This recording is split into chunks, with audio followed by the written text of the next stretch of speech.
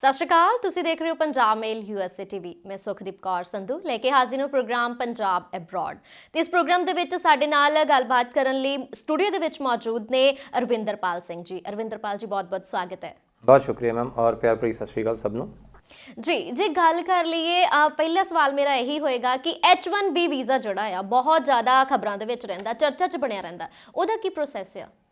Obviously H1 ਸਨਸਨੀ ਜ਼ਰੂਰ ਰਹਿੰਦੀ ਹੈ ਜਦੋਂ ਵੀ ਯੂਐਸ ਦੀ ਗੱਲ ਕਰੋ, ਬਿਕੋਜ਼ ਯੂਐਸ ਦੇ ਵਿੱਚ ਹਮੇਸ਼ਾ ਬਹੁਤ ਵੱਡੀ ਵਰਕ ਫੋਰਸ ਆ ਜਿਹੜੀ ਬਾਹਰੋਂ ਆ ਕੇ ਯੂਐਸ ਦੀ ਇਕਨੋਮੀ ਨੂੰ ਗੀਅਰ ਅਪ ਕਰਦੀ ਹੈ, ਜਿਹੜੀ ਉੱਥੋਂ ਦੀ ਇਕਨੋਮੀ ਨੂੰ ਚਲਾਉਂਦੀ ਹੈ ਜੀ। ਔਰ ਚਰਚਾ 'ਚ ਇਸ ਕਰਕੇ ਰਹਿੰਦਾ ਵੀ ਜਦੋਂ ਵੀ ਸਵਦੇਸ਼ੀ ਟਾਈਪ ਫੀਲਿੰਗ ਲੈਣੀ ਹੋਵੇ, ਜਦੋਂ ਇਲੈਕਸ਼ਨਸ ਦਾ ਸਮਾਂ ਆ, ਜਦੋਂ ਕਿਤੇ ਲਾਈਕ ਇਹ ਫੀਲ ਦੇਣਾ ਕਿ ਲਾਈਕ ਅਸੀਂ ਵੀ ਦ ਅਮਰੀਕਨਸ, ਉਦੋਂ ਦੱਸਿਆ ਜਾਂਦਾ ਕਿ ਜੌਬਸ ਲੋਕਲਸ ਲਈ ਨੇ ਅਤੇ ਬਾਹਰਲਿਆਂ ਲਈ ਇਹ ਘੱਟ ਹੋਣਗੀਆਂ।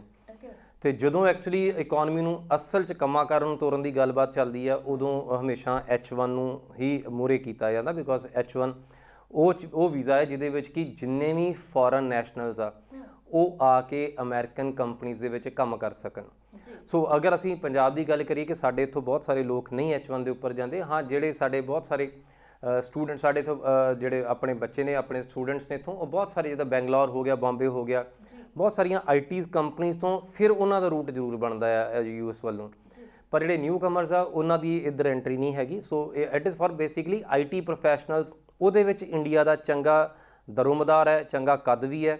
ਔਰ ਜਿਹੜੇ ਸਾਡੇ IT ਪ੍ਰੋਫੈਸ਼ਨਲਸ ਨੇ, ਇਹ one of the most earning ਜਾਂ ਮੋਸਟ ਰਿਵਾਰਡਿੰਗ ਜਿਹੜੇ ਪ੍ਰੋਫੈਸ਼ਨਲਸ ਨੇ ਇਹ ਉਹ ਨੇ।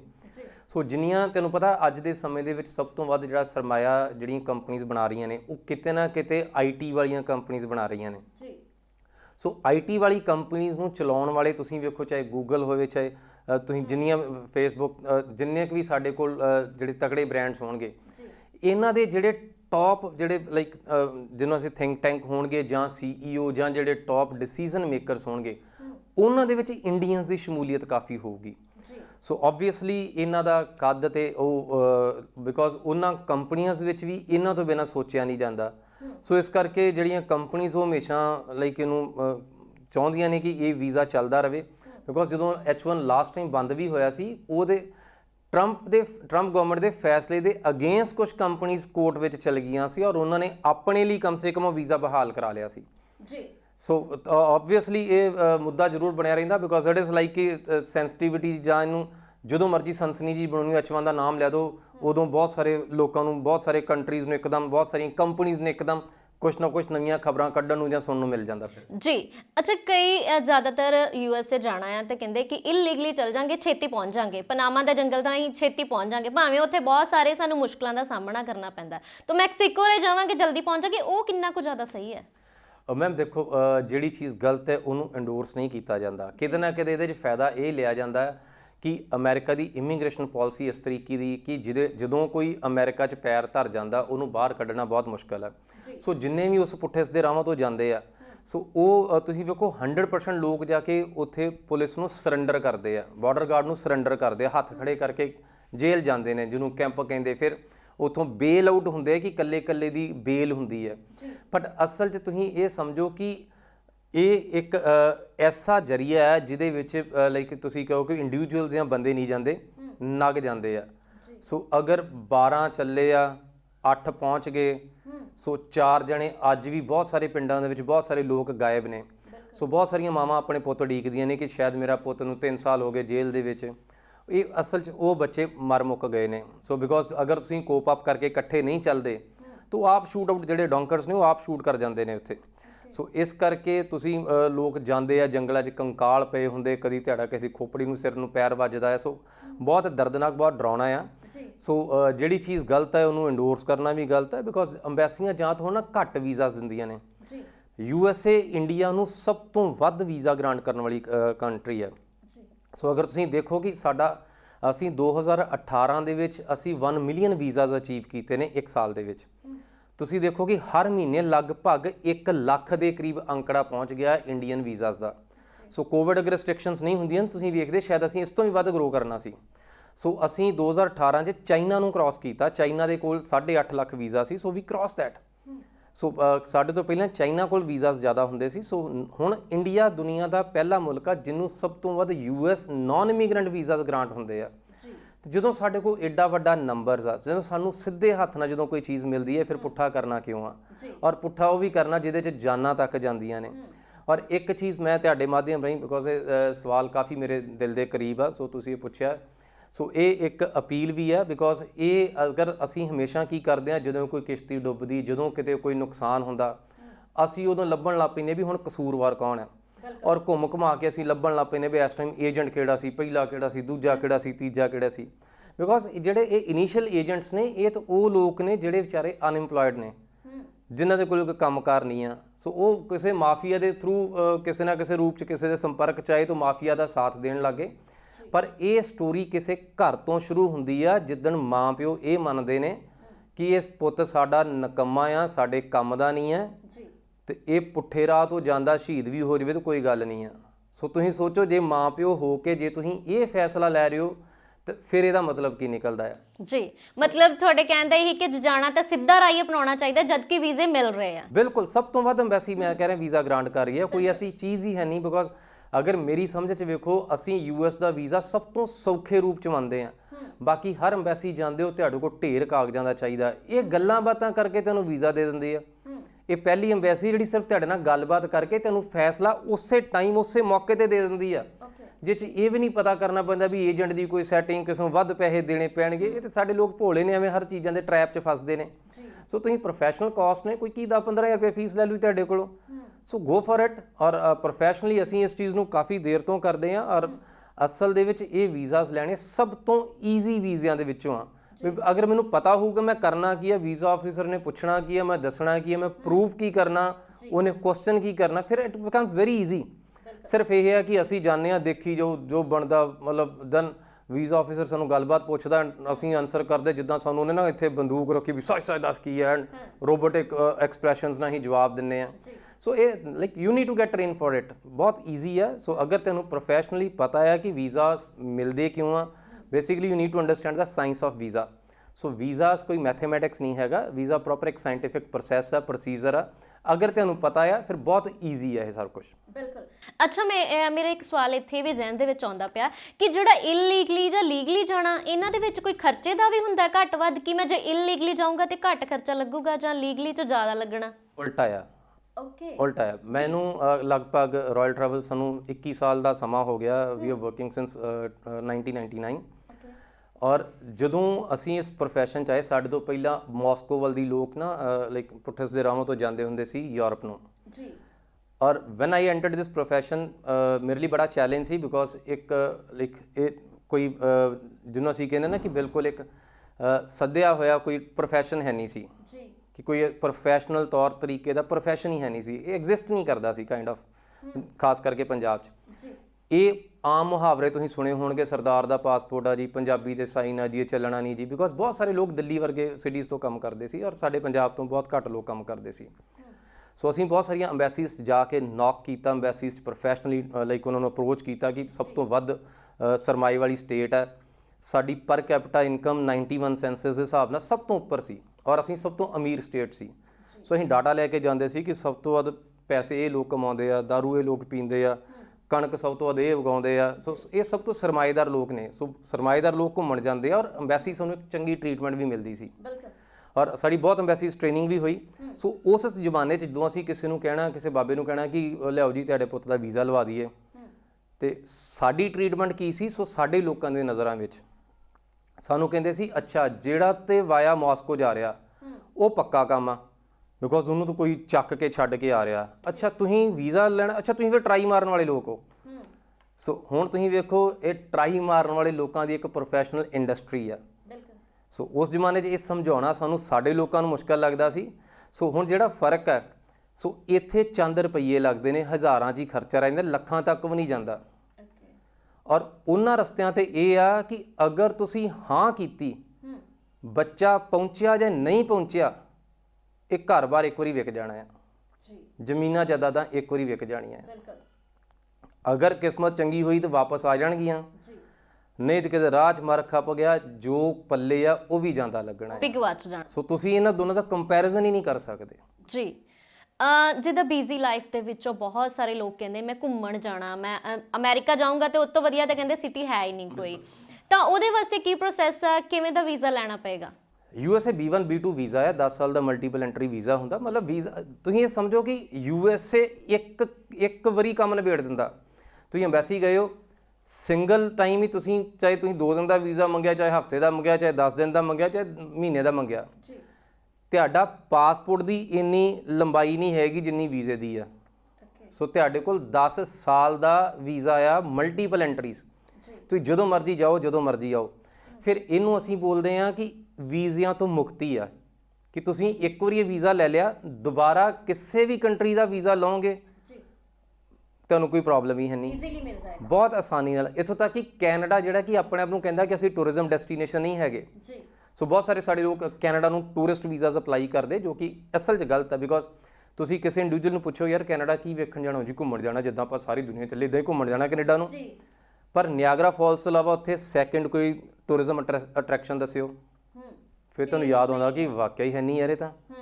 ਸੋ CTC ਕੈਨੇਡੀਅਨ ਟੂਰਿਜ਼ਮ ਕਮਿਸ਼ਨ ਹੈ, ਦੇ ਬਿਲੀਵ ਕਿ ਕੈਨੇਡਾ ਘੁੰਮਣ ਵਾਲੀ ਜਗ੍ਹਾ ਨਹੀਂ ਹੈਗੀ, ਰਾਈਟ। ਹਾਂ, ਪਰ ਜਦੋਂ ਤੁਹਾਡੇ ਕੋਲ USA ਆ, ਤੁਸੀਂ ਕਹਿੰਦੇ ਹੋ ਕਿ ਮੈਂ ਕੈਨੇਡਾ ਵੀ ਘੁੰਮੂਗਾ ਨਾਲ, ਤੁਹਾਨੂੰ ਬਾਈ ਡਿਫਾਲਟ ਵੀਜ਼ਾ ਮਿਲ ਜਾਂਦਾ, ਬਾਈ US ਗੈਟ ਕੈਨੇਡਾ ਫ੍ਰੀ।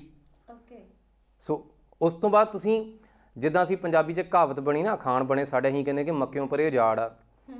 ਪੂਰੀ ਦੁਨੀਆ ਵਰਲਡ ਮੈਪ ਤੇ ਮੁੱਕ ਜਾਂਦੀ, ਅਮਰੀਕਾ ਅਖੀਰਲਾ ਮੁਲਕ ਆ, ਉਹ ਤੋਂ ਅੱਗੇ ਦੁਨੀਆ ਵੀ ਨਹੀਂ ਹੈਗੀ।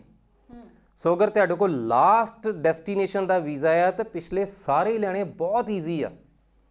ਹਾਂ, ਤੁਸੀਂ ਟੇਕਨ ਫॉर ਗ੍ਰਾਂਟਡ ਨਹੀਂ ਕਰ ਸਕਦੇ, ਤੁਹਾਨੂੰ ਹਰ ਕੰਟਰੀਜ਼ ਦੀਆਂ ਬੇਸਿਕਲੀ ਵੀਜ਼ਾ ਕੰਡੀਸ਼ਨਸ ਪੂਰੀਆਂ ਕਰਨੀਆਂ ਪੈਣਗੀਆਂ, but basically ones you have this, believe me, you have everything. ਔਰ ਇਹ ਮੈਂ ਤੁਹਾਨੂੰ ਪਹਿਲਾਂ ਦੱਸਿਆ ਕਿ ਇਹ ਵੀਜ਼ਾ ਹੀ ਗੱਲੀ ਬਾਤੀ ਆ। So it's not tough at all, ਬਹੁਤ ਸੌਖੇ ਵੀਜ਼ਾ 'ਚੋਂ ਆ। B1 B2 ਵੀਜ਼ਾ 10 ਸਾਲ ਦੀ ਡਿਊਰੇਸ਼ਨ ਆ। ਤੁਹਾਡਾ ਪਾਸਪੋਰਟ ਇੱਕ ਮੁੱਕ ਜਾਂਦਾ, ਦੂਜਾ ਨਾਲ ਲੱਗ ਜਾਂਦਾ, ਤਾਂ ਵੀ ਵੀਜ਼ਾ ਪਹਿਲਾਂ ਹੀ ਚੱਲੀ ਜਾਂਦਾ। ਦੁਨੀਆ ਦਾ ਕੋਈ ਕੰਟਰੀ ਇਸ ਸਿਸਟਮ ਨੂੰ ਅਡਾਪਟ ਨਹੀਂ ਕੀਤਾ ਹੋਇਆ। ਕੈਨੇਡਾ ਦੇ ਵਿੱਚ ਵੀ ਤੁਹਾਡੇ ਕੋਲ ਜਿੰਨੀ ਦੇਰ ਦਾ ਪਾਸਪੋਰਟ ਆ, ਸਿਰਫ ਉਨੀ ਡਿਊਰੇਸ਼ਨ ਦਾ ਵੀਜ਼ਾ ਮਿਲਦਾ ਆ। ਔਰ ਅਗਰ ਤੁਹਾਡਾ ਪਾਸਪੋਰਟ ਗੁੰਮ ਜਾਂਦਾ, ਐਕਸਪਾਇਰ ਹੋ ਜਾਂਦਾ, ਜਾਂ ਕੁਝ ਵੀ ਉਹਨੂੰ ਪ੍ਰੋਬਲਮ ਪੈਂਦੀ ਆ, ਤੁਹਾਡਾ ਵੀਜ਼ਾ ਖਤਮ ਹੈ। US ਦਾ ਜਦ ਤੱਕ ਤੁਹਾਡੇ ਪੁਰਾਣੇ ਪਾਸਪੋਰਟ ਦੇ ਉੱਪਰ ਵੀਜ਼ਾ ਆ, ਜਿੰਨੇ ਮਰਜ਼ੀ ਨਵੇਂ ਪਾਸਪੋਰਟ ਲਈ ਚੱਲੋ, ਉਹ ਪੁਰਾਣਾ ਹੀ ਵੈਲਿਡ ਰਹਿੰਦਾ ਆ। So it's a wonderful system. US visa ਲੈਣਾ ਕੋਈ ਬਹੁਤ ਜ਼ਿਆਦਾ ਰਾਕਟ ਸਾਇੰਸ ਨਹੀਂ ਹੈਗੀ। ਅੱਛਾ, ਜਿੱਦਾਂ ਤੁਸੀਂ ਗੱਲ ਕੀਤੀ B1 B2 ਵੀਜ਼ਾ ਹੈਗਾ, ਇਹਦਾ ਪੈਕੇਜ ਜੇ ਲੈਣਾ ਤਾਂ ਉਹਦੀ ਕਿੰਨੀ ਕੁ ਕਾਸਟ ਆ ਜਾਂਦੀ ਹੈ? ਪੈਕੇਜ ਕਰਨੇ ਕੀ ਹੈ? ਹਾਂ, ਅਗਰ ਤੁਸੀਂ ਵਾਕਿਆ ਹੀ ਚਾਹੁੰਦੇ ਹੋ ਕਿ ਅਸੀਂ ਅਮਰੀਕਾ ਜਾ ਕੇ ਲਗਜ਼ਰੀ ਲਾਈਫ ਰਹਿਣੀ ਹੈ, ਜਾਂ ਅਸੀਂ ਮਤਲਬ ਵਾਕਿਆ ਘੁੰਮਣਾ ਫਿਰਨਾ, 2-2.5 ਲੱਖ ਰੁਪਇਆ ਆ ਜਾਊਗਾ ਇਹਦੀ ਕਾਸਟ। ਬਟ ਅਸਲ 'ਚ ਕੀ, ਹਾਥੀ ਦੇ ਦੰਦ ਖਾਣ ਵਾਲੇ ਹੋਰ ਤੇ ਦਿਖਾਉਣ ਵਾਲੇ ਹੋਰ। ਸੋ ਤੁਸੀਂ ਜਦੋਂ ਐਮਬੈਸੀ ਅਪਲਾਈ ਕਰਦੇ ਹੋ ਉਦੋਂ ਤੁਸੀਂ ਲਗਜ਼ਰੀਜ਼ ਲਓ, ਜਦੋਂ ਐਕਚੁਅਲ ਜਾਣਾ ਤੁਸੀਂ ਜਿੰਨੀ ਅਫੋਰਡੇਬਿਲਟੀ ਹੈ ਤੁਹਾਡੀ ਉੱਦਾਂ ਦੇ ਲਓ। ਬਿਕੋਜ਼ ਗੋਆ ਜਾ ਕੇ ਹੋਟਲਾਂ 'ਚ ਰਹਿਣਾ ਤੁਹਾਡੀ ਆਪਣੀ ਮਤਲਬ ਜੇਬ ਅਲਾਓ ਕਰਦੀ ਕਿ ਤੁਸੀਂ 5 ਲੱਖ ਵਾਲੇ ਹੋਟਲ 'ਚ ਰਹਿਣਾ ਆ ਕਿ ਤੁਸੀਂ 5000 ਵਾਲੇ ਹੋਟਲ 'ਚ ਰਹਿਣਾ ਆ। ਸੋ ਇਸੇ ਤਰੀਕੇ ਨਾਲ ਤੁਸੀਂ US ਨੂੰ ਚੂਜ਼ ਕਰ ਸਕਦੇ ਹੋ। ਮੈਂ ਫਿਰ ਦੱਸ ਰਿਹਾ ਕਿ ਇਹ ਹਜ਼ਾਰਾਂ 'ਚ ਹੀ ਖਰਚੇ ਰਹਿ ਜਾਂਦੇ, ਲੱਖਾਂ ਤੱਕ ਵੀ ਨਹੀਂ ਜਾਂਦੇ। ਸੋ ਇਹ ਬਹੁਤ ਤਕੜਾ ਮਿਸਕਨਸੈਪਸ਼ਨ ਆ ਅਗਰ ਤੁਹਾਨੂੰ ਲੱਗਦਾ ਕਿ ਵੀਜ਼ਾਸ ਦੀ ਦੁਨੀਆ ਮਹਿੰਗੀ ਆ। ਸਿਰਫ ਤੇ ਸਿਰਫ ਇਹਦਾ ਸਾਡੇ because the way we grow up, ਜਿਸ ਮਾਹੌਲ 'ਚ ਅਸੀਂ ਵੱਡੇ ਹੋਏ ਆ, ਪੈਦਾ ਹੋਏ ਆ, ਸਾਨੂੰ ਲੱਗਦਾ ਕਿ ਵੱਡੇ ਮੁਲਕਾਂ ਦੇ ਵੀਜ਼ੇ ਮਤਲਬ ਉਹ 5 ਰੁਪਈਆਂ ਦੀ, ਔਰ ਉਹੀ 5 ਰੁਪਈਆਂ ਦੀ ਵਾਲਾ ਲੌਜਿਕ, ਬਿਕੋਜ਼ ਸਾਈਕੋਲੋਜੀਕਲੀ ਤੁਸੀਂ ਬ੍ਰੌਟ ਅਪ ਉਸ ਮਾਹੌਲ 'ਚ ਹੋਏ ਕਿ ਤੁਹਾਡੇ ਕੋਲ ਛੋਟਾ ਸੋਚਿਆ ਨਹੀਂ ਜਾਂਦਾ। ਜਦ ਕਿ ਹੈ ਕਿ ਇਟ ਇਜ਼ ਮੇਅਰ ਐਪਲੀਕੇਸ਼ਨ। 4 ਚੀਜ਼ਾਂ ਦੀ ਰਿਕੁਆਇਰਮੈਂਟ ਆ, ਪੂਰੀਆਂ ਕਰੋ, ਐਮਬੈਸੀ ਜਾਓ, ਔਰ ਐਮਬੈਸੀ ਵੀਜ਼ਾ ਅਫਸਰ ਤੁਹਾਡੇ ਨਾਲ ਗੱਲਬਾਤ ਕਰ ਰਿਹਾ, in case he is happy with your answers, ਉਸੇ ਟਾਈਮ ਉਹਨੇ ਕਹਿਣਾ okay sir your visa is approved, immediately visa approved ਹੈ। ਅਗਰ ਉਹਨੂੰ ਤੁਹਾਡੀ ਗੱਲ ਪਸੰਦ ਨਹੀਂ ਆਈ, ਮੰਨ ਲਓ ਜੋ ਤੁਸੀਂ ਬੋਲਿਆ, ਉਹਨੇ ਉਦਾਂ ਹੀ ਪਾਸਪੋਰਟ ਗੋਲ ਕਰਕੇ ਵਿਦਆਊਟ ਐਨੀ ਰਿਫਿਊਜ਼ਲ ਸਟੈਂਪਿੰਗ ਤੁਹਾਨੂੰ ਕਹਿਣਾ ਸੌਰੀ ਸਰ ਲੈ ਜਾਓ ਵਾਪਸ। ਓਕੇ, ਕੋਈ ਵੇਟ ਕਰਨ ਵਾਲੀ ਵੀ ਗੱਲ ਨਹੀਂ ਹੈ, immediately right on the spot, immediately. ਤੁਹਾਨੂੰ ਕਿਸੇ ਏਜੰਟ ਦੇ ਬਹਿਕਾਵੇ 'ਚ ਆਉਣ ਦੀ ਲੋੜ ਨਹੀਂ, ਕਿਸੇ ਸੈਟਿੰਗ ਵੇਖ ਦੀ ਲੋੜ ਨਹੀਂ, ਕੋਈ ਪੁੱਠੇ ਦੇ ਰਸਤੇ ਅਪਣਾਉਣ ਦੀ ਲੋੜ ਨਹੀਂ। ਸੋ ਇਸ ਤੋਂ ਸੌਖਾ ਕੋਈ ਚੀਜ਼ ਨਹੀਂ ਹੈਗੀ। ਬਟ ਇਹ ਵੀ ਤੁਹਾਨੂੰ ਜਾਣਾ ਤੇ ਆਪ ਨੂੰ ਹੀ ਪੈਣਾ ਨਾ, ਚੱਕ ਕੇ ਕਿਸੇ ਨੇ ਨਹੀਂ ਲੈ ਜਾਣਾ ਜੀ। ਅੱਛਾ, ਕਈ ਵਾਰੀ ਲੋਕ ਐਵੇਂ ਵੀ ਕਰਦੇ ਨੇ ਕਿ ਹਸਬੈਂਡ ਵਾਈਫ ਇਕੱਠੇ ਚਲੇ ਜਾਂਦੇ ਆ, ਉੱਥੇ ਬੇਬੀ ਹੋ ਜਾਊਗਾ, ਉਧਰ ਦਾ ਹੋ ਜਾਣਾ ਆ, ਤੇ ਅਸੀਂ ਵੀ ਉਹਦੇ ਨਾਲ ਪੱਕੇ ਹੋ ਜਾਾਂਗੇ। ਇਹ ਕਿੰਨਾ ਕੁ ਜ਼ਿਆਦਾ ਸਹੀ ਤੇ ਕਿੰਨਾ ਕੁ ਜ਼ਿਆਦਾ ਗਲਤ ਹੈ? ਅਸਲ 'ਚ ਝੂਠ ਕੁਛ ਵੀ ਹੈ ਨਹੀਂ, ਬਟ ਇਹਨੂੰ ਇਸ ਤਰੀਕੇ ਨਾਲ ਨਹੀਂ ਸੋਚਿਆ ਜਾਂਦਾ। ਅਸਲ 'ਚ ਕੀ ਹੈ ਕਿ ਬੇਸਿਕਲੀ ਅਮਰੀਕਾ, ਅਗਰ ਅਸੀਂ ਥੋੜੇ ਦੂਜੇ ਰੁੱਖੇ ਅੱਖਰਾਂ 'ਚ ਕਹੀਏ, ਅਮਰੀਕਾ ਕਿਸੇ ਦੇ ਪਿਓ ਦਾ ਨਹੀਂ ਹੈ। ਓਕੇ, 100% ਲੋਕ ਮਾਈਗ੍ਰੈਂਟਸ ਨੇ, ਸਾਰੇ ਲੋਕ ਬਾਹਰੋਂ ਆ ਕੇ ਵਸੇ ਆ। There are no locals red Indians ਨੇ, ਸਿਰ ਤੇ ਖੰਭ ਲੱਗੇ ਹੋ ਅੱਜ ਵੀ ਉਸੇ ਤਰੀਕੇ ਕਬੀਲੇ ਵਾਲੇ ਲੋਕਾਂ ਵਾਂਗੂ ਹੀ ਨੇ ਜੀ। ਸੋ ਅਸਲ 'ਚ ਮੂਲ ਰੂਪ ਵਸਨੀਕੀ ਹੈ ਨਹੀਂ ਕੋਈ। ਸੋ ਤੁਸੀਂ ਕੋਈ ਇਸੇ ਕਰਕੇ ਇਸ ਚੀਜ਼ ਦਾ ਫਾਇਦਾ ਲੈ ਜਾਂਦਾ ਵੀ ਜਿਹਦਾ ਪੈਰ ਪੈ ਗਿਆ ਉੱਥੇ ਉਹਨੂੰ ਕੱਢਣਾ ਔਖਾ ਆ ਜੀ ਰਾਈਟ। ਬਟ ਅਗਰ ਲੀਗੈਲਿਟੀ ਦੀ ਗੱਲ ਕਰੋ, ਜਿਹੜਾ ਬੱਚਾ ਉੱਥੇ ਜਨਮ ਲੈਂਦਾ ਆ ਉਹਨੂੰ ਅਸਲੀ ਅਮਰੀਕਨ ਕਿਹਾ ਜਾਂਦਾ ਕਿ ਅਸਲ 'ਚ ਇਹ ਤੇ ਇੱਥੇ ਜੰਮਿਆ ਨਾ, ਬਾਕੀ ਸਾਰੇ ਬਾਹਰੋਂ ਆਏ ਆ ਜੀ। ਸੋ ਉਹਦੇ ਪੇਰੈਂਟਸ ਕੁਝ ਕਰਦੇ ਹੋਣ, ਲੀਗਲ ਹੋਣ ਇਲੀਗਲ ਹੋਣ, ਉਹਦੇ ਨਾਲ ਮਤਲਬ ਹੀ ਕੋਈ ਨਹੀਂ ਜੀ। ਸੋ ਉਹਨੂੰ ਇਮੀਡੀਏਟਲੀ ਉਹਦੇ ਕੋਲ ਯੂਐਸ ਦੀ ਨੈਸ਼ਨੈਲਿਟੀ ਆ। ਹਾਂ, ਔਰ ਉਹਦੇ ਜਿਹੜੇ ਆਪਣੇ ਅਧਿਕਾਰ ਹੋਣਗੇ ਉਹ 18 ਸਾਲ ਤੋਂ ਬਾਅਦ ਲੀਗਲਾਈਜ਼ ਹੁੰਦੇ ਆ ਕਿ ਯੈਸ, ਉਸ ਤੋਂ ਬਾਅਦ ਅਗਰ ਪੇਰੈਂਟਸ ਨੂੰ ਲਾਈਕ ਉਹਨੇ ਬੁਲਾਉਣਾ ਹੈ ਜਾਂ ਪੱਕੇ ਕਰਾਉਣਾ ਫਿਰ ਦੀ ਗੱਲ ਆ। ਬਟ ਉਹ ਮਤਲਬ ਸਾਡੇ ਕੋਲ ਇਹੋ ਜਿਹੀਆਂ ਬਹੁਤ ਸਾਰੀਆਂ ਸਟੋਰੀਜ਼ ਨੇ ਕਿ ਉੱਥੇ ਜਾਓ, ਬੱਚੇ ਨੂੰ ਸਕੂਲ 'ਚ ਪਾ ਦਿਓ, ਉਹਨੇ ਸਿਰ ਤੇ ਪੱਕੇ ਹੋ ਜਾਓਗੇ ਜਾਂ ਉੱਥੇ ਬੱਚਾ ਤੈਨੂੰ ਪੱਕੇ ਕਰ ਦੂਗਾ। It is not that instant ਜੀ। ਸੋ ਬਹੁਤ ਸਾਰੇ ਲੋਕ ਸਾਡੇ ਜਾ ਕੇ ਅਸਾਈਲਮ ਸੀਕਰਸ ਨੇ, ਔਰ ਅਸਲ ਦੇ ਵਿੱਚ ਜਿੱਦਾਂ ਦੀ ਇਹ ਦੁਨੀਆ ਅੱਜ ਕੱਲ੍ਹ ਦੀ ਆ, ਤੁਸੀਂ ਆਪਣਾ ਆਉਣ ਜਾਣ ਬਣਾ ਕੇ ਰੱਖੋ, ਤੁਸੀਂ ਯੂਐਸ ਜਾਓ, ਆਉਂਦੇ ਜਾਂਦੇ ਰਹੋ, ਇਟਸ ਵੈਰੀ ਈਜ਼ੀ। ਪੂਰੀ ਦੁਨੀਆ ਤੁਹਾਡੇ ਲਈ ਖੁੱਲੀ ਆ। ਸਿਰਫ ਤੁਹਾਨੂੰ ਇਸ ਗੱਲ ਦਾ ਸਮਝ ਹੋਣੀ ਚਾਹੀਦੀ ਹੈ ਕਿ ਅਸੀਂ ਜਾਂਦੇ ਹਾਂ, ਉਹ ਜਿੱਦਾਂ ਕਹਿੰਦੇ ਕਿ ਸੋਨੇ ਦੇ ਆਂਡੇ ਦੇਣ ਵਾਲੀ ਮੁਰਗੀ ਵੀ ਇੱਕੋ ਵਾਰੀ ਹਲਾਲ ਕਰਨੀ ਹੈ ਕਿ ਬਾਰ-ਬਾਰ ਉਹ ਆਂਡੇ ਐਕਸੈਸ ਕਰਨੇ ਆ। ਸੋ if you have US visa, ਤੁਸੀਂ ਸਾਰੀ ਦੁਨੀਆ 'ਚ ਆ ਜਾ ਸਕਦੇ ਹੋ ਜਿੱਥੇ ਮਰਜ਼ੀ। ਤੁਸੀਂ ਮਤਲਬ ਫਿਰ ਮੈਪ ਤੇ ਉਂਗਲ ਰੱਖਣ ਵਾਲੀ ਗੱਲ ਆ ਵੀ ਜਿੱਥੇ ਮਰਜ਼ੀ ਜਦੋਂ ਮਰਜ਼ੀ ਆ ਜਾ ਸਕਦੇ ਹੋ। ਸੋ ਅਸੀਂ ਉਹਨਾਂ ਕੰਮਾਂ 'ਚ ਛੱਡ ਦਈਏ ਹੁਣ, ਬਿਕੋਜ਼ ਜਿੱਦਾਂ ਦੀ ਸਾਡਾ ਇਤਿਹਾਸ ਰਿਹਾ ਕਿ ਇੱਕ ਵਾਰੀ ਗਏ 10 ਸਾਲ ਪੈਸੇ ਕਮਾਏ, ਆ ਗਏ ਇੱਥੇ ਹੱਟੀ ਪਾਈ, ਫਿਰ ਵੇਖਦੇ ਹਾਂ ਹੁਣ ਕੀ ਕਰੀਏ। ਠੀਕ ਹੈ। ਸੋ ਸਾਡੇ ਜਿਹੜੇ ਅੱਜ ਕੱਲ੍ਹ ਸਟੂਡੈਂਟਸ ਨੇ, ਜਿਹੜੇ ਯੰਗਸਟਰਸ ਜਿਹੜੇ ਜਾਂਦੇ ਨੇ, ਇਸੇ ਕਰਕੇ ਸਭ ਤੋਂ ਵੱਧ ਸਟੱਡੀ ਪਰਮਿਟਸ ਦੇ ਉੱਪਰ ਜਾਂਦੇ ਆ, ਬਿਕੋਜ਼ ਸਾਡੀ ਆਉਣ ਜਾਣਾ ਬਣਿਆ ਰਹਿੰਦਾ। ਇਹ ਅੱਜ ਤੋਂ 8-10 ਸਾਲ ਪੁਰਾਣੀਆਂ ਮਾਨਸਿਕਤਾ ਸੀਗੀਆਂ, ਜਾਂ ਇਸ ਤੋਂ ਵੀ ਖੈਰ ਪੁਰਾਣੀਆਂ 20-25 ਸਾਲ ਦੀਆਂ ਪੁਰਾਣੀਆਂ ਕਹਾਣੀਆਂ ਨੇ ਕਿ ਲੋਕ ਕਿਸੇ ਵੀ ਮੁਲਕ ਜਾਂਦੇ ਸੀ, ਫਿਰ ਉੱਥੇ ਰਹਿ ਲੈਂਦੇ ਸੀ, ਫਿਰ 8-10 ਸਾਲ ਇਲੀਗਲ ਰਹਿੰਦੇ ਸੀ, ਫਿਰ ਜਦੋਂ ਕਿ ਵਿਆਹੁਣ ਵਾਲੀ ਉਮਰ ਹੋ ਗਈ ਫਿਰ ਇੰਡੀਆ ਵਾਪਸ ਆ ਜਾਣਾ, ਫਿਰ ਇੱਥੇ ਆ ਕੇ ਪਰਿਵਾਰ ਬਣਾ ਲਿਆ ਜੀ, ਫੇਰ ਨਹੀਂ ਲੱਗਣਾ, ਫਿਰ ਬਾਹਰ ਨੂੰ ਮੂੰਹ ਦੇਖਦੇ ਰਹਿਣਾ। ਸੋ ਉਹ ਡੂਅਲ ਲਾਈਫ ਜੀ ਜੀਂਦੇ ਨੇ। ਸੋ ਅੱਜ ਕੱਲ ਬੱਚੇ ਆਪਣੇ ਪਰਿਵਾਰਾਂ ਦੇ ਨਾਲ ਰਹਿੰਦੇ ਆ, ਪਰਿਵਾਰਾਂ 'ਚ ਦੁੱਖ ਸੁੱਖ ਦੇ ਸਾਂਝੀ ਨੇ। ਸੋ ਜਦੋਂ ਵੀ ਲੋੜ ਪੈਂਦੀ ਪਰਿਵਾਰ ਦੇ ਵਿੱਚ ਸ਼ਰੀਕ ਹੁੰਦੇ ਨੇ। ਸੋ ਅਫੋਰਡ ਕਰਨਾ ਕੋਈ ਬਹੁਤ ਜ਼ਿਆਦਾ ਮੁਸ਼ਕਲ ਨਹੀਂ ਹੈਗਾ, ਬਾਹਰ ਗਏ ਸਾਰੇ ਅਫੋਰਡ ਕਰ ਲੈਂਦੇ ਆ। ਸੋ ਲੀਗੈਲਿਟੀ ਬਣਾ ਕੇ ਰੱਖਣਾ, ਆਉਣ ਜਾਣ ਬਣਾ ਕੇ ਰੱਖਣਾ, ਇਹ ਸਭ ਤੋਂ ਵਧੀਆ ਗੱਲ ਆ, ਸਭ ਤੋਂ ਜ਼ਰੂਰੀ ਗੱਲ ਆ।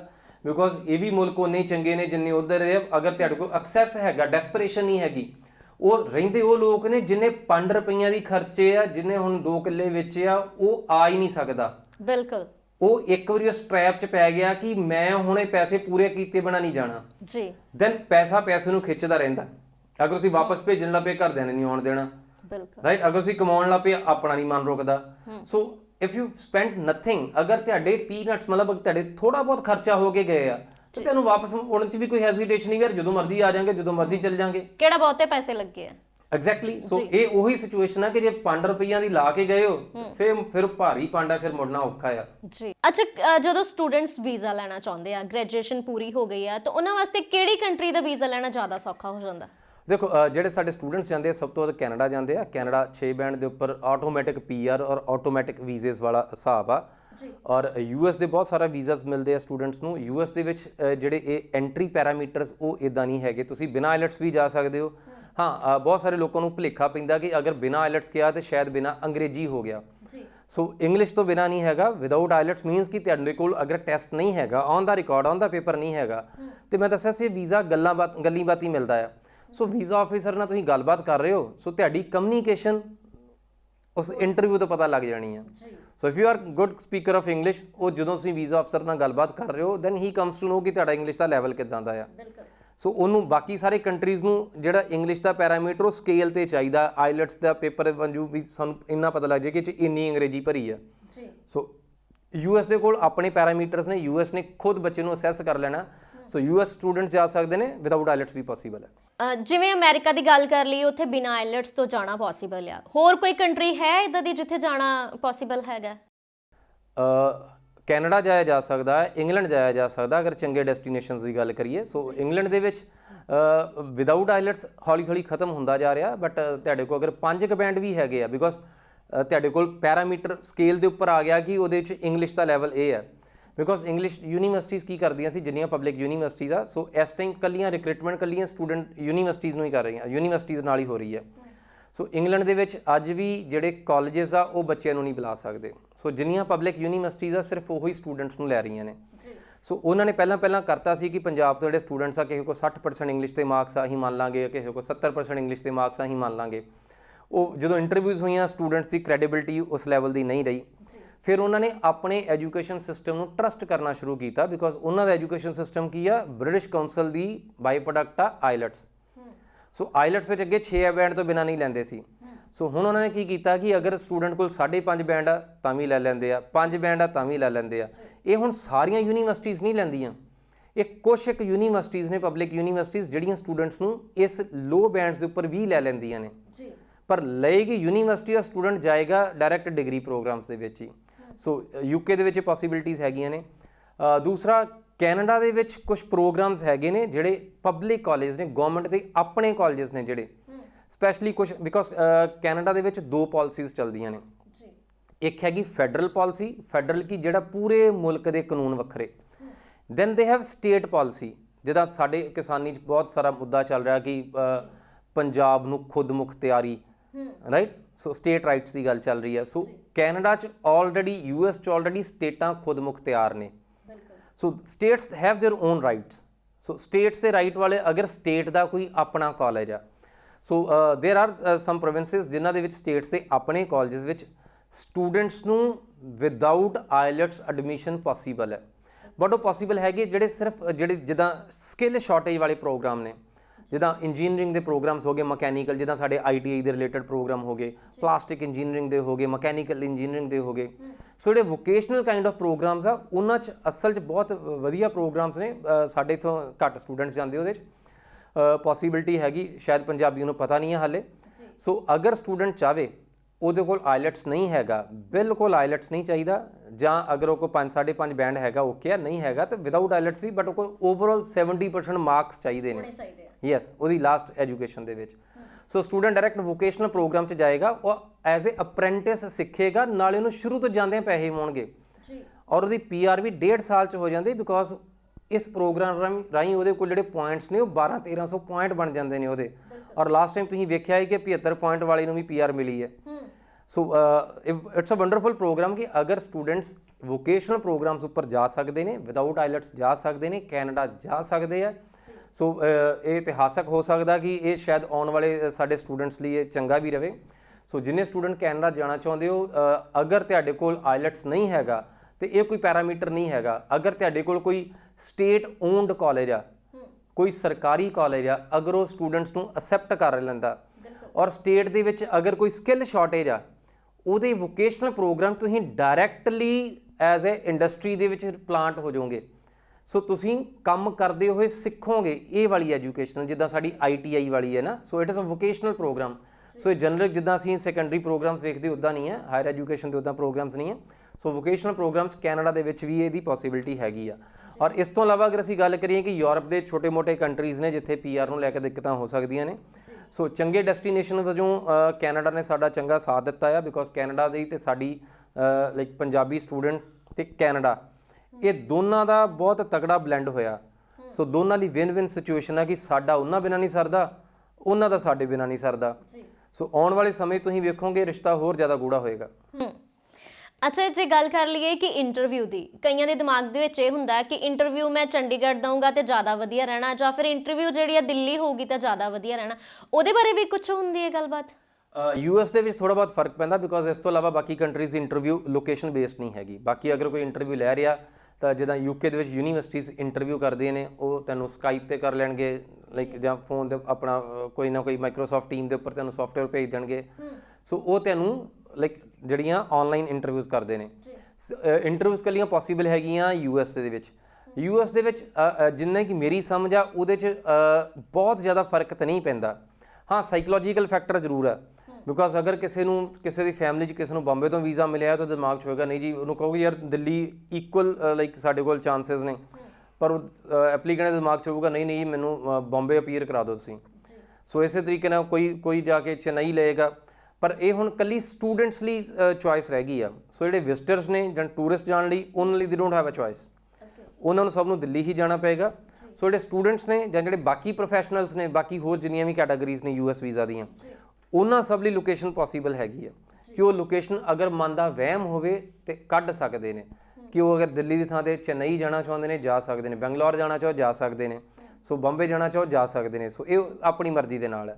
But professionally visa officer like ਅਸੀਂ ਨਾਰਮਲੀ ਸਾਡੇ ਲੋਕ ਸੋਚਦੇ ਨੇ ਕਿ ਵੀਜ਼ਾ ਆਫਿਸਰ ਨਾ ਕਿਸੇ ਬਾਬੇ ਵਾਂਗੂ ਆ ਵੀ ਹਰ 5ਵੇਂ 10ਵੇਂ ਦੀ ਬੰਦੇ ਦੀ ਝੋਲੀ 'ਚ ਉਹਨੇ ਪਤਾਸਾ ਪਾਉਣਾ ਹੈ, ਬਾਕੀ 8 ਨੂੰ ਭਜਾ ਦੇਣੇ ਆ।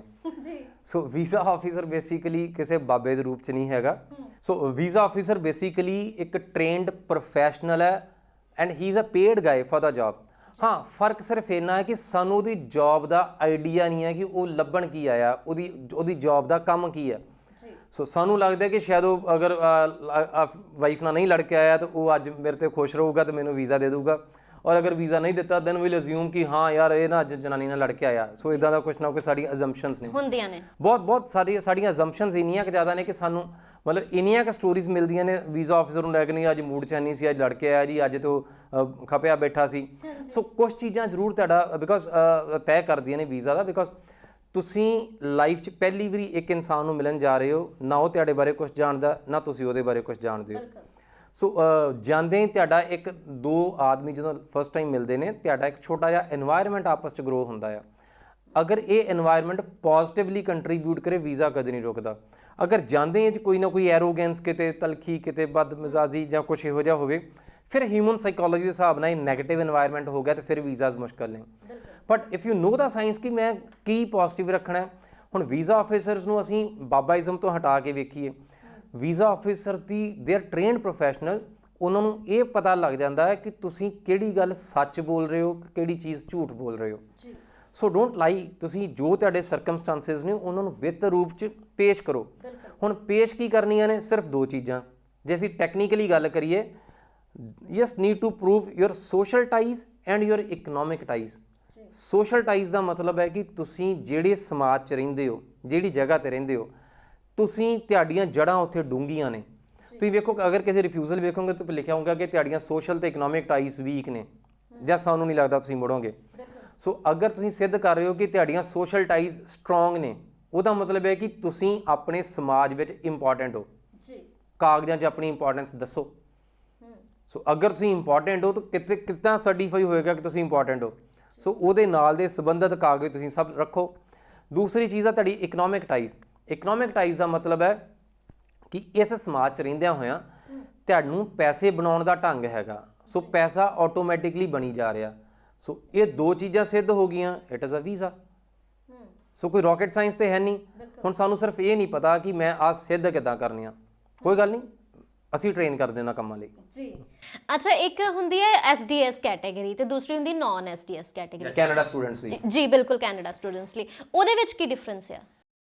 Student direct streamline direct student SDS category ਦੇ ਵਿੱਚ ਜਿਹੜੇ ਸਟੂਡੈਂਟਸ 6 ਐਂਡ ਅਬਵ, ਜੋ ਅਸੀਂ ਐਪਲੀਕੇਸ਼ਨ ਭਰਦੇ ਹਾਂ, ਇਸ ਤੋਂ ਪਹਿਲਾਂ ਜਿਹੜੀਆਂ ਕੈਟਾਗਰੀਜ਼ ਕਿਸੇ ਜ਼ਮਾਨੇ 'ਚ ਹੁੰਦੀਆਂ ਸੀ, ਐਸਪੀਪੀ ਨਾਨ ਐਸਪੀਪੀ ਹੁੰਦੀਆਂ ਸੀ। ਉਦੋਂ ਬਹੁਤ ਜ਼ਿਆਦਾ ਫਰਕ ਹੁੰਦਾ ਸੀ। ਐਸਪੀਪੀ ਸਿਰਫ 40-42 ਕਾਲਜਸ ਹੁੰਦੇ ਸੀ, ਬਟ ਐਸਡੀਐਸ ਨਾਨ ਐਸਡੀਐਸ ਵਿੱਚ ਬਹੁਤ ਜ਼ਿਆਦਾ ਕਾਲਜਸ ਆ ਗਏ, ਬਿਕੋਜ਼ ਡਿਮਾਂਡ ਸਪਲਾਈ ਦੀ ਖੇਡ ਆ। ਜਦੋਂ ਸਾਡੇ ਕੋਲ ਸਪਲਾਈ ਜ਼ਿਆਦਾ ਆ ਗਈ ਔਰ ਉੱਥੇ ਉਹਨਾਂ ਨੂੰ ਡਿਮਾਂਡ ਵੀ ਇਨਕਰੀਜ਼ ਕਰਨੀ ਪਈ, ਬਿਕੋਜ਼ ਕੈਨੇਡਾ ਦਾ ਇਮੀਗ੍ਰੈਂਟਸ ਦੇ ਨਾਲ ਵਿਨ ਸਿਚੁਏਸ਼ਨ ਹੈ। ਕੈਨੇਡਾ ਦਾ ਸੌਖਾ ਸਰਦਾ ਆ, ਔਰ ਕੈਨੇਡਾ ਦੀਆਂ ਇਮੀਗ੍ਰੇਸ਼ਨ ਦੀ ਜ਼ਰੂਰਤਾਂ ਬਹੁਤ ਵੱਡੀਆਂ ਨੇ ਔਰ ਆਉਣ ਵਾਲੇ ਸਮੇਂ 'ਚ ਵੀ ਗਰੋ ਹੋਣੀਆਂ ਆ। ਸੋ ਐਸਡੀਐਸ ਕੈਟਾਗਰੀ ਦੇ ਵਿੱਚ ਜਦੋਂ ਤੁਸੀਂ ਐਪਲੀਕੇਸ਼ਨ ਫਿਲਅਪ ਕਰਦੇ ਹੋ, ਉਹਦੇ ਵਿੱਚ ਤੁਹਾਨੂੰ ਫਾਈਨੈਂਸ਼ੀਅਲਸ ਐਕਸਟਰਾ ਨਹੀਂ ਚਾਹੀਦੇ। ਸੋ ਤੁਹਾਨੂੰ ਕੋਈ ਫੰਡ ਦਿਖਾਉਣ ਦੀ ਲੋੜ ਨਹੀਂ ਹੁੰਦੀ। ਸੋ ਤੁਹਾਡੇ ਕੋਲ 6 ਐਂਡ ਅਬਵ ਅਗਰ ਤੁਹਾਡੇ ਕੋਲ ਰਿਕੁਆਇਰਡ ਸਕੋਰ ਹੈਗਾ, ਤੁਸੀਂ ਪਬਲਿਕ ਕਾਲਜ ਚੂਜ਼ ਕੀਤਾ ਹੋਇਆ, ਤੁਹਾਡਾ ਪ੍ਰੋਗਰਾਮ ਲਾਈਕ ਅਗਰ ਲਿਸਟ ਦੇ ਵਿੱਚ ਹੈਗਾ, ਸੋ ਤੁਸੀਂ ਆਪਣੀ ਐਸਡੀਐਸ 'ਚ ਫਾਈਲ ਕਰਦੇ ਹੋ, ਉਹਦੇ 'ਚ ਤੁਸੀਂ ਆਪਣਾ GIC $10,200 ਪੇ ਕਰਦੇ ਹੋ, ਦੈਟਸ ਇਟ। ਸੋ ਅਗਰ ਤੁਸੀਂ ਨਾਨ ਐਸਡੀਐਸ 'ਚ ਫਾਈਲ ਕਰਦੇ ਹੋ, ਸੋ ਤੁਹਾਡੇ ਕੋਲ ਆਪਣੀ ਫਾਈਨੈਂਸ਼ੀਅਲ ਕੈਪੇਬਿਲਿਟੀ ਦੱਸਣੀ ਆ ਕਿ ਮੇਰੇ ਕੋਲ ਰਿਸੋਰਸਿਸ ਹੈਗੇ ਆ, ਪੈਸਾ ਹੈਗਾ, ਸਾਡੇ ਕੋਲ ਸਰਮਾਏਦਾਰੀ ਹੈਗੀ, ਸਾਡੇ ਕੋਲ ਆਮਦਨ ਦਾ ਜ਼ਰੀਆ ਹੈਗਾ। ਸੋ ਨਾਨ ਐਸਡੀਐਸ ਵਿੱਚ ਤੁਹਾਡੇ ਕੋਲ ਸਿੱਧ ਕਰਨ ਨੂੰ ਥੋੜ੍ਹੇ ਡਾਕੂਮੈਂਟ ਦਾ ਭਾਰ ਜ਼ਿਆਦਾ ਆ। ਨਾਨ ਐਸਡੀਐਸ ਵਿੱਚ it's very automatic. 6 and above ਲਓ, ਕਾਗਜ਼ੀ 3 ਲੱਗਦੇ ਨੇ, ਚੌਥਾ ਕਾਗਜ਼ੀ ਨਹੀਂ ਲੱਗਦਾ। ਸੋ ਬਿਲਕੁਲ ਘੱਟ ਕਾਗਜ਼ਾਂ ਦੇ ਨਾਲ ਵੀਜ਼ਾ। ਅੱਛਾ ਕਿ ਜੇ ਕੋਈ ਆਪਣਾ ਟੂਰਿਸਟ ਵੀਜ਼ਾ ਲੈਣਾ ਚਾਹੁੰਦਾ, ਉਹਦਾ ਕੋਈ ਸਪੈਸੀਫਿਕ ਟਾਈਮ ਹੁੰਦਾ ਹੈ? ਟਾਈਮ ਸਾਰਾ ਸਾਲ ਇਟਸ ਓਪਨ। ਹਾਂ, ਕੋਵਿਡ ਦੇ ਵਿੱਚ ਸਾਡੇ ਕੋਲ ਰਿਸਟ੍ਰਿਕਟਡ ਟਾਈਮ ਹੈ ਕਿ ਕਦੀ ਇਟ ਇਜ਼ ਔਨ, ਕਦੀ it is of. But otherwise ਜਿਹੜਾ ਅਗਰ ਅਸੀਂ ਵੈਸਟਰਨ ਵਰਲਡ ਦੀ ਗੱਲ ਕਰੀਏ, ਬਿਕੋਜ਼ ਅਸੀਂ mostly we talk about the western world, ਅਗਰ ਅਸੀਂ ਉਹਨਾਂ ਮੁਲਕਾਂ ਦੀ ਗੱਲ ਕਰੀਏ, ਜਿਹੜਾ ਬਿਹਤਰ ਤੋਂ ਬਿਹਤਰ ਸਮਾਂ ਹੁੰਦਾ ਉਹ ਸਮਰ ਵੈਕੇਸ਼ਨਸ ਦਾ ਹੁੰਦਾ। ਬਿਕੋਜ਼ ਜਦੋਂ ਤੁਸੀਂ ਆਪਣੀ ਗੱਲ ਕਰਦੇ ਹੋ, ਸਾਡੀ ਸਮਝ 'ਚ ਨਹੀਂ ਆਉਂਦਾ ਕਿ ਬੰਦ ਕਦੋਂ ਤੇ ਕਲੋਜ਼ ਓਪਨ ਕਦੋਂ। ਸੋ ਜਦੋਂ ਤੁਸੀਂ ਯੂਰਪ ਦੀ ਜਾਂ ਵੈਸਟਰਨ ਵਰਲਡ ਦੀ ਗੱਲ ਕਰੋਗੇ they have on end of days. So ਮਤਲਬ ਇਹ ਆ ਕਿ ਜਦੋਂ ਸੂਰਜ ਨਿਕਲਦਾ ਆ ਉਦੋਂ ਸਭ ਕੁਝ ਖੁੱਲ੍ਹ ਜਾਂਦਾ ਆ। ਸੋ ਬਹੁਤ ਸਾਰੇ ਯੂਰਪੀਅਨ ਕੰਟਰੀਜ਼ ਜਦੋਂ ਆਪਣੇ ਟੂਰਿਜ਼ਮ ਬੋਰਡ, ਉਹਨਾਂ ਦੇ ਜਿਹੜੇ ਸਰਕਾਰੀ ਬੋਰਡ ਨੇ, ਉਹ ਐਡਵਰਟਾਈਜ਼ ਕਰਦੇ ਆ, ਤੇ ਉਹ ਐਡਵਰਟਾਈਜ਼ ਇਸ ਤਰੀਕੇ ਨਾਲ ਕਰਦੇ ਨੇ ਕਿ ਵੀ ਹੈਵ 125 ਸਨੀ ਡੇਜ਼, ਕਿ ਸਾਡੇ 125 ਦਿਨ ਧੁੱਪ ਨਿਕਲਦੀ ਹੈ। ਮਤਲਬ ਇਹ ਮਾਰਕੀਟਿੰਗ ਆ। ਸੋ ਐਂਡ ਇੰਡੀਆ ਦੇ ਵਿੱਚ ਵੀ ਗॉट ਸਨਸ਼ਾਈਨ ਥਰੂ ਆਊਟ ਦਾ ਈਅਰ। ਸੋ ਸਾਡੇ ਕੋਲ ਉੱਦਾਂ ਸੋਚਣਾ ਥੋੜ੍ਹਾ ਔਖਾ ਹੋ ਜਾਂਦਾ, ਬਟ ਓਪਨ ਅਪ ਦਾ ਮਤਲਬ, ਸਨਸ਼ਾਈਨ ਦਾ ਮਤਲਬ ਬੇਸਿਕਲੀ ਟੂਰਿਜ਼ਮ ਗਰੋਥ ਦੇ ਨਾਲ ਹੈ। ਸੋ ਜਦੋਂ ਟੂਰਿਜ਼ਮ ਦੀ ਪੋਸੀਬਿਲਿਟੀ ਆ ਉਹ ਹੈਗਾ ਸਭ ਤੋਂ ਵੱਧ ਜਦੋਂ ਸਮਰ ਹੌਲੀਡੇਜ਼ ਨੇ। ਸੋ ਅਸੀਂ ਲਾਈਕ ਜਦੋਂ ਅਸੀਂ ਨਿਊ ਈਅਰ ਕਹਿੰਦੇ, ਕ੍ਰਿਸਮਸ ਕਹਿੰਦੇ, ਉਹਨੂੰ ਅਸੀਂ ਜ਼ਬਰਦਸਤੀ ਫੈਸਟਿਵ ਮਾਰਕੀਟਿੰਗ ਕੀਤੀ ਹੋਈ ਆ ਕਿ it is also festive side ਮਤਲਬ come out of their houses. So ਭਾਵੇਂ ਬਰਫ਼ ਨਾਲ ਲੱਦੇ ਆ, ਕੋਈ ਨਹੀਂ, ਬਾਹਰ ਆ ਕੇ ਤੁਸੀਂ ਥੋੜ੍ਹਾ ਬਹੁਤ ਸੈਲੀਬ੍ਰੇਟ ਕਰੋ, ਬਿਕੋਜ਼ ਸਾਡੇ ਪਿੰਡਾਂ 'ਚ ਮੇਲੇ ਲੱਗਦੇ ਨੇ ਕਿ ਤੁਸੀਂ ਬਾਹਰ ਨਿਕਲੋ, ਕੋਈ ਨਹੀਂ, ਭਾਵੇਂ ਧੁੱਪ ਧੂੜ ਸਹੀ। ਸੋ ਇਹ ਬੇਸਿਕਲੀ ਇਕੋਨਮੀ ਨੂੰ ਚਲਾਉਣ ਦਾ ਇੱਕ ਫਲਸਫਾ ਆ। ਸੋ ਜਿਹੜੀ ਵਿੰਟਰ ਹੈ, ਵਿੰਟਰ ਨੂੰ ਮਾਰਕੀਟ ਕਰਨਾ ਪੈਂਦਾ। ਸਨਸ਼ਾਈਨ ਆਪਣੇ ਆਪ 'ਚ ਕੁਦਰਤ ਦੀ ਮਾਰਕੀਟਿੰਗ ਆ। ਸੋ ਅਗਰ ਤੁਸੀਂ ਸਮਰ ਦੇ ਵਿੱਚ ਐਪਲੀਕੇਸ਼ਨ ਲਾ ਰਹੇ ਹੋ ਵੈਸਟਰਨ ਵਰਲਡ ਦੇ ਲਈ, ਤਾਂ ਇਹ ਬਿਹਤਰ ਤੋਂ ਬਿਹਤਰ ਸਮਾਂ ਆ, ਬਿਕੋਜ਼ ਇਹ ਦਿਨ ਖਿੜੇ ਨੇ, ਖੁੱਲ੍ਹਾ ਮੌਸਮ ਹੈ, ਔਰ ਘੁੰਮਣ ਫਿਰਨ ਦੇ ਜਿਹੜੇ ਉੱਥੋਂ ਦੇ ਲੋਕਲਸ ਵੀ ਨੇ ਉਹ ਵੀ ਸਭ ਤੋਂ ਵੱਧ ਘੁੰਮਣਾ ਫਿਰਨਾ ਉਦੋਂ ਹੀ ਪਸੰਦ ਕਰਦੇ ਨੇ। ਔਰ ਮੋਰ ਓਵਰ ਸਮਰ ਵੈਕੇਸ਼ਨਸ ਵੀ ਉਹਨਾਂ ਦੀਆਂ ਇਸੇ ਕਰਕੇ ਹੁੰਦੀਆਂ ਨੇ। ਸੋ ਸੈਪਟੰਬਰ ਤੋਂ ਬਾਅਦ ਤੁਸੀਂ ਕਿਸੇ ਕੋਲ ਜਾਂਦੇ ਹੋ, and most of the families, ਤੁਹਾਡੇ ਅਗਰ ਰਿਸ਼ਤੇਦਾਰ ਵੀ ਨੇ, ਉਹ ਤੁਹਾਨੂੰ ਕਹਿਣਗੇ ਸਮਰ ਤੋਂ ਪਹਿਲਾਂ ਆ ਜਾਇਆ ਕਰੋ ਜਾਂ ਸੈਪਟੰਬਰ ਤੋਂ ਪਹਿਲਾਂ ਆਇਆ ਕਰੋ ਤੁਸੀਂ। ਸੋ ਅਗਰ ਤੁਸੀਂ ਸਮਰ ਦੇ ਵਿੱਚ ਐਪਲੀਕੇਸ਼ਨਸ ਲਾਓਗੇ ਤਾਂ ਉਹ ਬੈਸਟ ਟਾਈਮ ਹੈ। ਸੋ ਅਸੀਂ ਉਹ ਸਾਰੀਆਂ ਗੱਲਾਂ ਬਾਤਾਂ ਕਰ ਲਈਆਂ ਨੇ ਕਿ ਤੁਸੀਂ ਕਿੰਨਾ ਦਿਨਾਂ ਦੇ ਵਿੱਚ ਜਾ ਸਕਦੇ ਹੋ, ਕਿੰਨਾ ਦਿਨਾਂ ਦੇ ਵਿੱਚ ਨਹੀਂ ਜਾ ਸਕਦੇ, ਜਾਂ ਕਿੱਦਾਂ ਦਾ ਨਜ਼ਾਰਾ ਤੁਹਾਡੇ ਵਾਸਤੇ ਜ਼ਿਆਦਾ ਵਧੀਆ ਹੋਏਗਾ। ਸੋ ਗੱਲਾਂ ਬਾਤਾਂ, ਉਹ ਕੁਐਰੀਜ਼ ਤੁਹਾਡੀਆਂ ਮੈਨੂੰ ਲੱਗਦਾ ਕੰਪਲੀਟ ਹੋ ਗਈਆਂ ਹੋਣੀਆਂ, ਕਲੀਅਰ ਹੋ ਗਈਆਂ ਹੋਣੀਆਂ। ਸੋ ਇਦਾਂ ਦੇ ਹੋਰ ਸਵਾਲ ਲੈ ਕੇ ਆਉਂਦੇ ਰਵਾਂਗੇ ਪ੍ਰੋਗਰਾਮ ਪੰਜਾਬ ਐਬਰੋਡ ਦੇ ਵਿੱਚ। ਸੋ ਸਾਡੇ ਨਾਲ ਜੁੜੇ ਸਨ ਅਰਵਿੰਦਰਪਾਲ ਜੀ ਰਾਇਲ ਟਰੈਵਲਸ ਤੋਂ। ਸਰ ਬਹੁਤ ਬਹੁਤ ਧੰਨਵਾਦ ਹੈ ਤੁਸੀਂ ਪ੍ਰੋਗਰਾਮ ਦੇ ਵਿੱਚ ਆਏ। ਸਤਿ ਸ਼੍ਰੀ ਅਕਾਲ। ਸੋ ਤੁਸੀਂ ਦੇਖਦੇ ਰਹੋ ਪੰਜਾਬ ਮੇਲ USA TV। ਸਤਿ ਸ਼੍ਰੀ ਅਕਾਲ।